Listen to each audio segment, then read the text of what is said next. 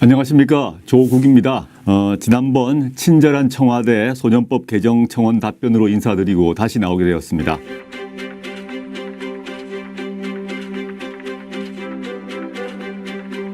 낙태죄 폐지에 관련된 청원에 대해서 말씀드리기 위해서 나왔습니다.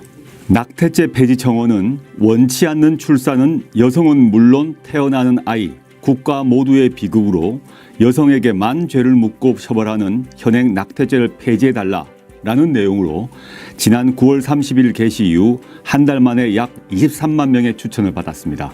이 문제는 매우 예민한 주제입니다. 낙태란 용어 자체가 부정적 함의를 담고 있기도 합니다. 오늘은 낙태란 단어 대신에 모자보건법이 사용하고 있는 임신중절이란 단어를 사용하도록 하겠습니다. 우리 형법이 제정된 1953년부터 임신중절은 처벌됩니다. 임신중절을 행한 여성은 물론 그것을 시술한 의사도 처벌됩니다. 그런데 1973년 모자보건법이 제정된 후 아주 예외적 조건에 한해서 임신중절은 허용되고 있습니다. 예컨대 부모가 우생학적으로, 유전학적으로 장애가 있거나 흠결이 있는 경우, 또는 강간 또는 준강간에 의해서 임신된 경우, 이런 경우에만 임신중절이 허용됩니다. 그동안 관련 법 개정 논의가 없었던 것은 아닙니다. 지난 2000년 한국 천주교 주교회의에서는 예외적 허용 조항도 아예 삭제해서 임신중절을 완전히 금지하자는 입법 청원도 있었습니다. 지난 2007년에는 정부가 낙태를 둘러싼 법과 현실의 괴리를 극복하기 위해서 법 정비 방안을 연구하고 공청회를 개최하여 사회적 논의를 일으킨 적도 있습니다.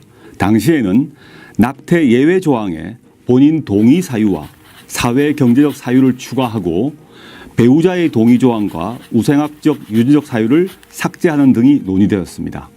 그리고 지난 2012년 헌법재판소가 낙태죄 합헌 결정을 내렸습니다. 위헌대 합헌이 4대4로 팽팽했습니다. 결정문에는 찬반 진영의 주장이 잘 담겨 있습니다. 먼저 합헌 의견을 보면 사익인 임산부의 자기결정권이 태아의 생명권 보호라는 공익에 비해 크지 않고 태아도 성장 상태와 관계없이 생명권의 주체로서 마땅히 보호받아야 한다라고 하여 태아의 생명권을 강조했습니다. 반면 위헌 의견은 임신 초기 자발적 임신 중절까지 금지하고 처벌하는 것은 임산부의 자기결정권을 전혀 존중하지 않는 것이다 라고 하여 여성의 자기결정권을 강조했습니다. 태아의 생명권과 여성의 자기결정권 중 둘 중 하나만 택해야 하는 제로섬으로는 논의를 진전시키기 어렵습니다. 둘 다 우리 사회가 지켜나가야 할 소중한 가치이기 때문입니다. 이 문제를 논의하기 위해서 임신중절이 실제로 얼마나 이루어지고 있는지 그 원인은 무엇인지 먼저 살펴보아야 합니다. 안타깝게도 가장 최근 조사 자료가 2010년 자료입니다. 추정 낙태 건수는 16만 9천여 건이나 의료기관에서 행해진 합법적 인공 임신 중절 시술 건수는 1만 800여 건으로 합법에 의한 영역은 6%에 불과합니다. 또 실태조사 자료에 따르면 미혼 여성보다 기혼 여성이 더 많습니다. 보건복지부가 2011년 별도로 조사한 바에 따르면 임신 중절 사유는 원치 않아서라는 이유가 가장 많습니다. 그리고 미혼이라서, 그리고 사회 경제적 이유가 있어서 등도 상당한 숫자입니다. 임신 중절을 줄이려는 당초 입법 목적과 달리 불법 임신 중절이 빈번히 발생하고 있는 현실입니다. 그런데 기소는 연 10여 건 정도입니다. 처벌은 더욱 희소합니다. 태아의 생명권은 매우 소중한 권리입니다. 임신 중절 시술로 인해서 생명권이 박탈된다는 것은 누구도 부인하기 어렵습니다. 그러나 처벌 강화 위주 정책으로 임신 중절 음성화 야기, 불법 시술 양산 및 고비용 수술비 부담, 해외 원정 시술, 위험 시술 등의 부작용이 계속 발생하고 있습니다. 현행 법제는 모든 법적 책임을 여성에게만 묻고 있다는 문제가 있습니다. 국가와 남성의 책임은 완전히 빠져 있습니다.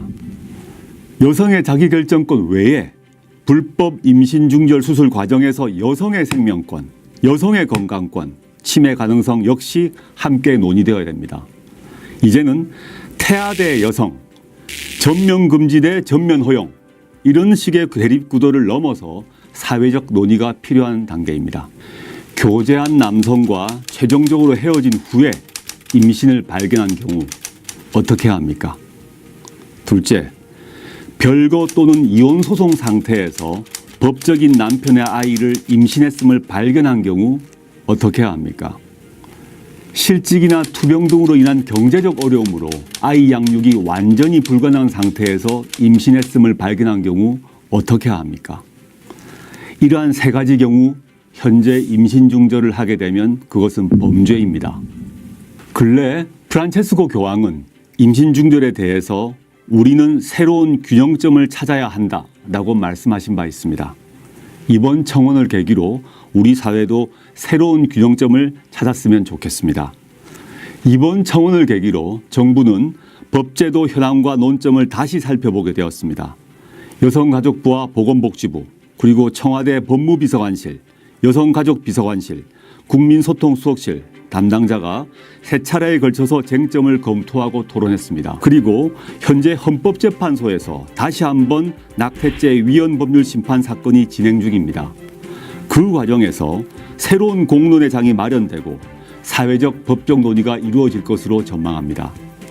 실제 법 개정을 담당하는 입법부에서도 함께 고민할 것을 기대하고 있습니다. 자연유산 유도약의 합법화 여부도 이러한 사회적, 법적 논의 결과에 따라 결정될 것으로 기대합니다. 이와 함께 정부 차원에서 임신 중절 관련 보완 대책도 다양하게 추진하겠습니다.